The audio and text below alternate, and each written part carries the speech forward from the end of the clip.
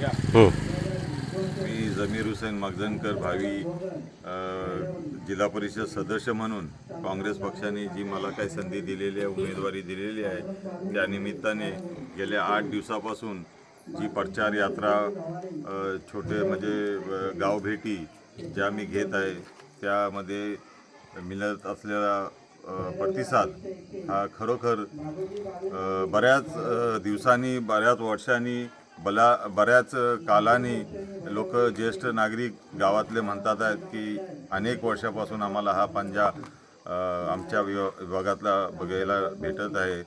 तर लोकांचा मिळत असलेला प्रतिसाद खरोखर चांगला प्रतिसाद आहे. असाच तो प्रतिसाद राहावा आणि येणाऱ्या काळात एक काँग्रेस पक्षाने दिलेली उमेदवारी म्हणून त्या उमेदवारीचं सोनं व्हावं. फक्त आणि फक्त जनतेचा विकास हाच एक माझ्या मनामध्ये ध्यास आहे. सर्वसामान्यांचा विकास काँग्रेस पक्षच करू शकत आहेत. काँग्रेस पक्षाचे अनेक गावोगावी कार्यकर्ते जुने आहेत, ते आजही आठवण काँग्रेसची करतात आहेत. गेल्या म्हणजे अगोदरचे होऊन गेलेले पुढारी त्यांचीही नावं घेतात आहेत आणि काँग्रेसचं विचार जगवत आहेत.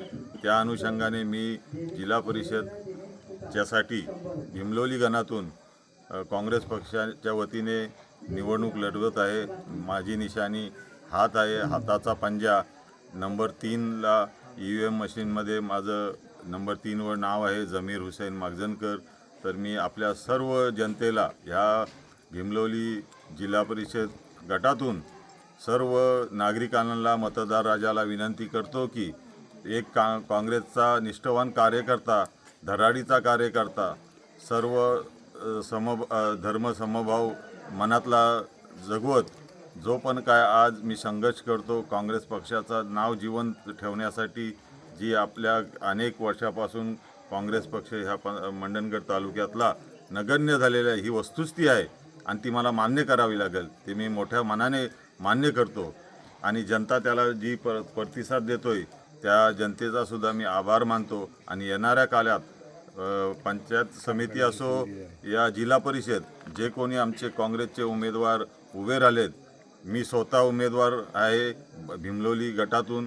मी जनतेला मतदान राजाला नम्र आवाहन करतो की येणाऱ्या 7 तारखेला इलेक्शन आहे, वोटिंग आहे. त्या वोटिंगच्या माध्यमातून, मतदानाच्या माध्यमातून जमीर हुसेन मगजनकर निशाणी पंजा, ह्या पंजाच्या निशाणीवर बटन दाबून भरघोष मताने मला विजय करा.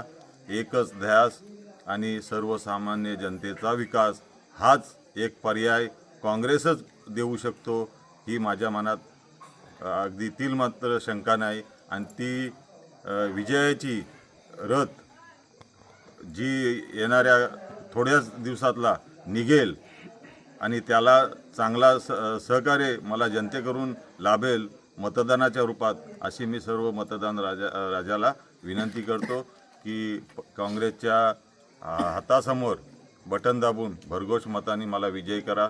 जय हिंद, जय महाराष्ट्र.